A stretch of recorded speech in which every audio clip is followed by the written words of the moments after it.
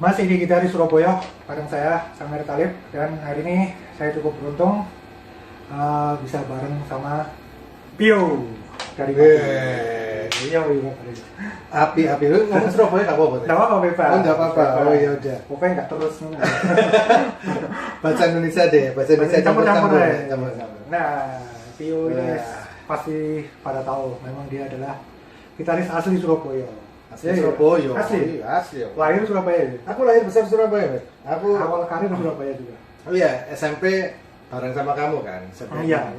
SMP 6 Surabaya, terus habis itu di situ udah mulai ngeband. Tapi aku belum serius main gitar waktu itu. Main gitar baru belajar SMA. Baru itu setelah SMA terus kuliah ngeband, bikin band Kristal. Oh iya, bentar. Sebelum Padi kamu lebih banyak main metal. Iya, main thrash metal lah waktu Main itu. thrash sampean. Kristal ya bandnya. Kristal. Iya. Coba kamu ceritain Kristal karirnya kayak apa ini? Sampai di mana waktu itu? Ya. Kira sih. Tahun berapa ya? Tahun 91 92 ya? Kristalnya. Iya, 91 Kristalnya. ya. Era-era tahun segitu lah, 91 92 sampai 90-an. 93. Sampai 93. Sampai waktu Metallica main pertama kali di Jakarta, terus habis itu aku bawa demo rekaman. Oh, pernah bikin demo Kristal. Pernah bikin demo rekaman bawa ke Berapa lagu? Jakarta. 4 lagu ya. ya. Oke. Jadi waktu kuliah. Kali ya? Waktu kuliah itu, waktu selesai awal-awal kuliah. Karakternya thrash metal. Thrash ya. Terus kamu bawain demo karena waktu itu kan Metallica dibawa ke sini sama Airo Setiawan Jodi. Dia waktu itu rilis Rotor ya. Nah, Airo kan punya perusahaan rekaman. Salah satu artisnya Rotor. Nah, kita kepikiran wah ini kayaknya ada kesempatan buat band metal buat rekaman. Ternyata aku sampai sana ketemu sama Mas Seno waktu itu di kantornya. Aku inget banget kita pergi ke kantornya di Jakarta tuh di jalan Oto Iskandar Otista di situ. Terus habis itu dibilang gini, nanti ya setelah Rotor itu ada satu band lagi, nanti setelah itu saya panggil sini lagi. Ya udah, ibaratnya kayak dikasih kasih janji kan. Iya. Janji. Terus ya udah, habis itu aku pulang tunggu segala macam, akhirnya nggak rekaman. Nggak ada kabar. Kamu nangisin gitu sih? Enggak, udah berapa kali aku kontak tapi kayaknya belum ya Mas ya, belum pokoknya nggak pernah sampai kejadian lah. Sampai akhirnya aku vakum dulu, terus ke Jakarta, tinggal di Jakarta di di Cipinang, waktu itu di Cipinang Muara. Terus akhirnya baru setahun kemudian di situ baru aku balik ke Surabaya ketemu sama teman-teman Padi, baru bikin band Padi. Itu transisi dari metal ke Padi pasti berat ya? Agak berat sih. Agak berat masalahnya menyesuaikan dari kamu yang metalhead dulu, terus kamu harus main seperti konsepnya Padi. Tapi konsep Padi apa sih itu? Sebenarnya gini. Jadi pada saat aku di Jakarta selama setahun, setelah era aku nawarin demo ke Airo, terus gagal nggak ada jawaban. Setelah setahun itu aku tinggal di Jakarta. Nah itu aku mulai memupuk bibit-bibit popnya di situ. Oh iya, transisinya di situ. Terus dari situ aku mulai bikin lagu sendiri. Nggak tahu, pokoknya lagu yang waktu itu terpengaruh sama alternatif era-era grunge. Era itu. Pengaruh itu dengerin musik-musik kayak Counting Crows, kayak Paul Jam, kayak Goo Goo Dolls segala macam. Mulai situ bikin lagu. Nah, tapi belum ketemu temen partner di Jakarta. Teman sama sekali. Ketemu tapi belum. Tapi waktu itu kita sempat dikasih janji mau rekaman, tapi aku kan nggak punya personil. Aku ingat dulu di Surabaya ada temanku Ari, dia waktu itu dia jadi teman kampus adik kelasku. Waktu itu dia jadi panitia, ikut dalam dalam kepengurusan di panitia waktu kita ngundang slang ke Surabaya. Oh gitu. Terus aku ketemu dia, Ri, aku pinjam pemain bassmu. Main bassnya apa? Keren. Rindra. Oh Rindra, iya. Buat apa? Buat rekaman. Aku ditawarin ada rekaman yang mau biayain untuk bikin master. Oke. Terus akhirnya Rindra sama aku janjian berangkat ke Jakarta. Ari ikut.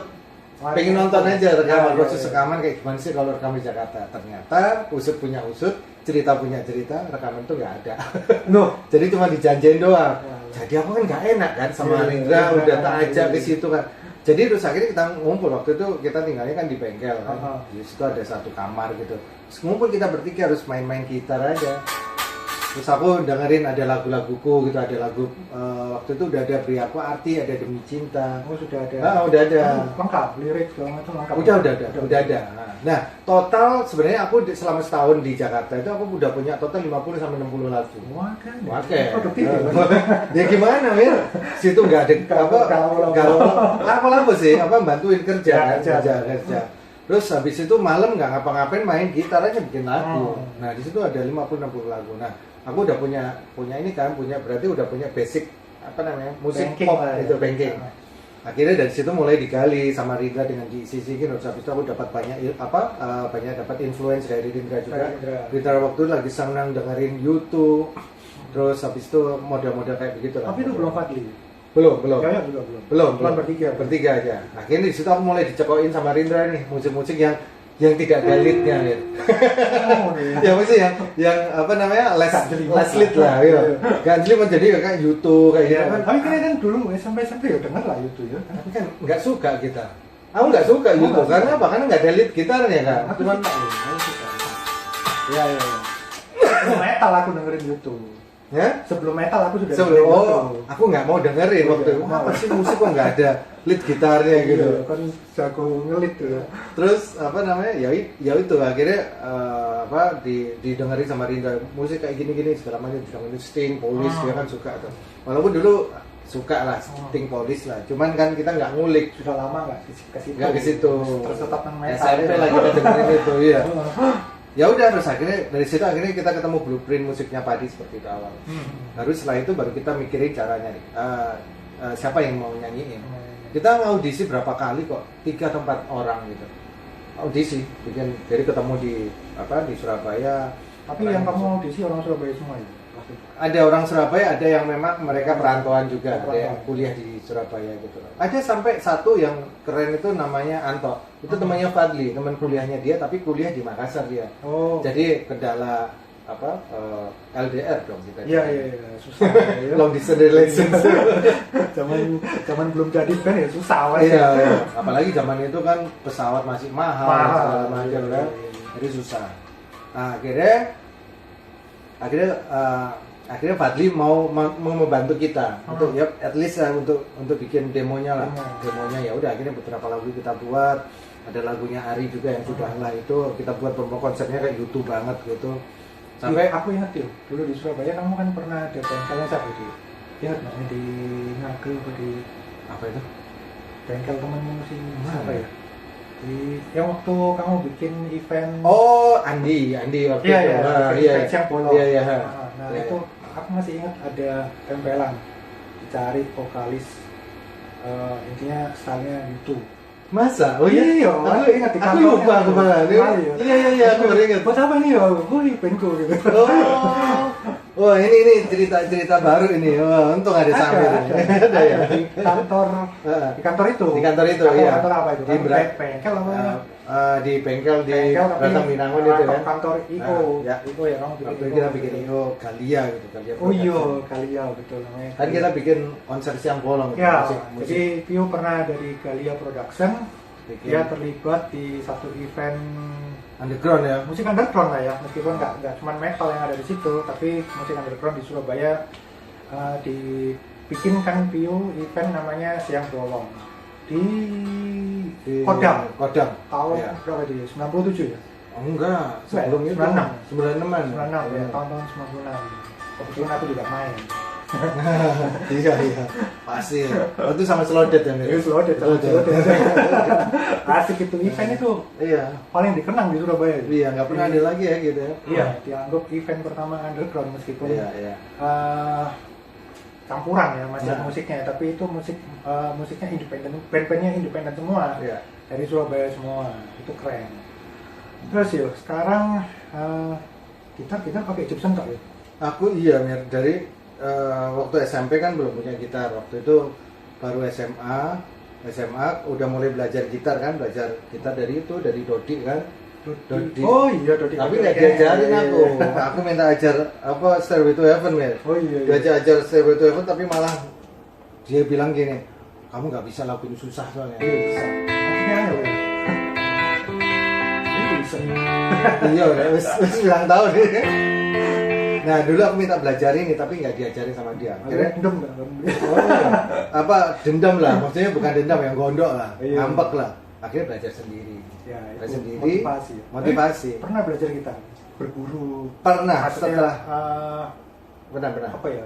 Berburu beneran gitu, bukan belajar sama Iya, teman. tapi nggak lama, cuman Lama. berapa bulan ya? 3 bulan atau 4 bulan? Lumayan. 4 kali ya. Sama Priyatna waktu itu. Priyatna termasuk 4 bulan atau muridnya berapa? Mas Priyatna dari Melodia ya. Waktu itu belum, waktu itu di musik simfoni di Tegalsari. Oh iya Tegalsari. Aku pernah belajar di situ, sama Priyatna. Iya. Oh. 3 minggu toh. Oh, 3 Kita pertemuan, maksudnya bukan 3 minggu, Iya, iya. pertemuan. Makanya 3 bulan deh, sampai berapa bulan gitu kok. Nah, itu akhirnya baru aku dibelikan gitar sama almarhum kakakku, itu dibelikan Apa gitar pertamamu ya? Yamaha RGX 100. Masih simpen nggak? Enggak ada. Nggak, Gila, masih nggak ada. tahu, lupa aku di mana di Aku Jakarta. Pernah pakai itu gitarmu? Itu harganya beli berapa ya? 295. Iya, aku punya gitar Yamaha SE 110 masih tak simpan. Itu ya 200 ribuan. 200 ribuan. Iya, itu gitar murah tapi apik. Buatan, at least itu buatan Taiwan loh. Maksudnya Taiwan ya, Oh, Taiwan bukan buatan yang sekarang Sekarang kan buatan Cina sini. atau apa Nah, Indonesia Cina gitu. aja. Enggak, waktu itu masih Taiwan dan keren. Masih keren ya. Hmm. Terus apa sekarang ya untuk efek? Kalau aku boleh tahu. Iya, kalau efek itu sebenarnya aku berkembang ya. Dulu awal-awal banget padi, itu aku udah punya Rocktron Voodoo Valve. Itu jadi preamp sama multi efek. Udah jadi satu di situ. Cuman itu aja, terus habis itu aku pakai Power Marshall. Itu pertama kali nih. Power Marshall itu apa? CM Bukan dia solid state kok. Apa ya tipenya dia? Pokoknya Power Marshall apa ya? Kamu dia? pernah ngalamin yang rak-rakan itu ya? Iya pernah. Sampai Ribet nggak itu bawanya? Kalau lumayan lah, lumayan. Takutnya kalau di Indonesia ini kan apa listrik ya, ya. Oh, Apalagi iya, kalau iya, di daerah-daerah iya, kan iya. listrik kan nggak stabil. nggak stabil pengaruh ke Pengaruh ke alat, Iya. ke efek-efeknya. Aku pernah itu pakai efek digital pengaruh listrik akhirnya pindah-pindah dewi. Oh iya. Maksudnya Ya, gitu. tiba-tiba program 1, 2 lompat-lompat kayak gitu. Karena apa dia ada Tekanan apa listriknya. jeglek Iya, ya, iya. gitu. Naik turun. Listriknya nggak bisa apa stabil lah. Terus Bentar, aku mau tahu rangkaian efekmu yang sekarang ya. yang sekarang ya, Ya, kalau oke. dulu itu kan udah pernah sampai rak-rakan. Nah sekarang aku lebih simple karena semua udah jadi satu di floor ini. Oke, yuk. Efek yuk. Kamu pakai apa aja sekarang ya? Efek sekarang aku pakai Fractal FM3. Fractal FM3 ini adalah pengembangan dari Fractal AX8 yang biasa aku gunakan semenjak Padi Reborn. Jadi Padi Reborn itu aku sama Ari Homer, Ari Padi, Ya. itu kita sepakat untuk ya udah kita beli multi efek yang sama. Yang sama ya. Rak yang sama supaya nanti lebih mudah kita untuk mengatur frekuensinya. Iya, iya. Karena kemarin itu aku pakai rak sistem, terus habis itu dia juga pakai rak sistem, dia pakai head, aku juga pakai head segala macam, jadi berisik banget di Iya. panggung. Sehingga aku mau pengen semuanya serba clear, kita pakai Fractal AX8, terus semua monitoring kita pakai in-ear monitor. Jadi semuanya di atas panggung itu hanya cuman pedal efek aja, nggak ada ampli-ampli, itu nggak ada. Gitu. Iya, iya. Ini apa aja yuk rangkaiannya? Ini aku FM3 ini adalah multi efek dari Fractal yang lebih simpel daripada yang AX8. Kalau AX8 dia lebih panjang, jadi ada 1 2 3 4 5 6 7 ada 8 ini apa namanya ada 8 switch, tapi ini diperkecil jadi hanya ada 3. Cuma 3. Cukup buat kamu ya untuk ini. Nggak cukup, oleh karena itu aku tambahin ini pakai RS10, pakai punya. Oh, ini punyamu yang lama ya? Iya, ini dulu adalah Zaman rakan. ditaruh di rack system.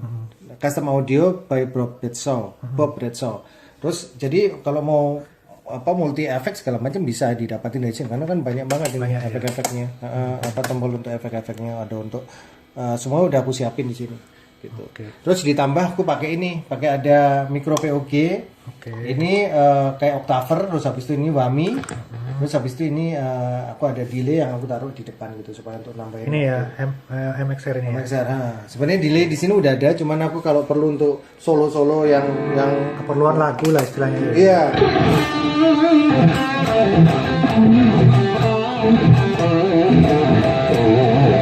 Itu aku tambahin pakai ini, pakai delay ini.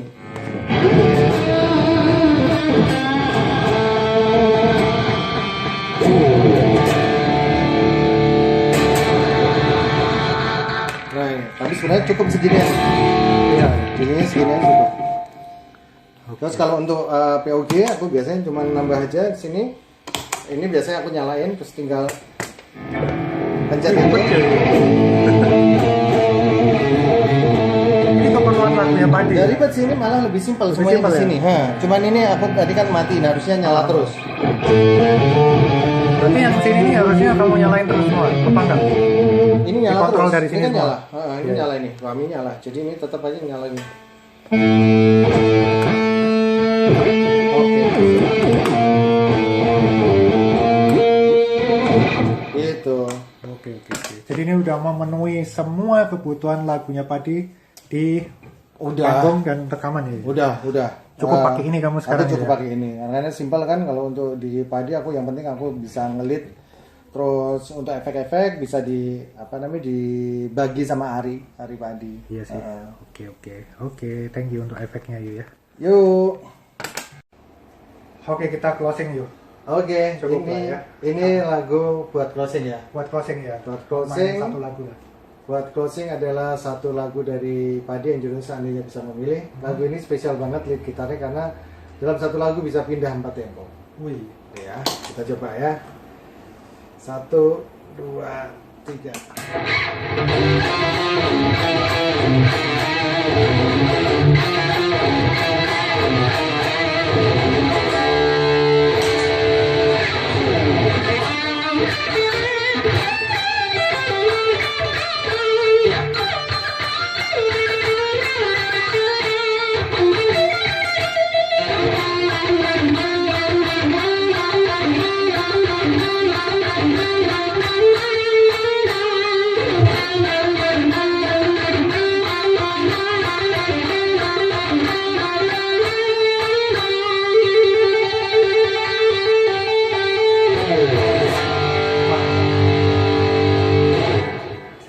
Thank you ya. Thank you, Mer. Oke, sampai ketemu di kita di Surabaya episode yang lain.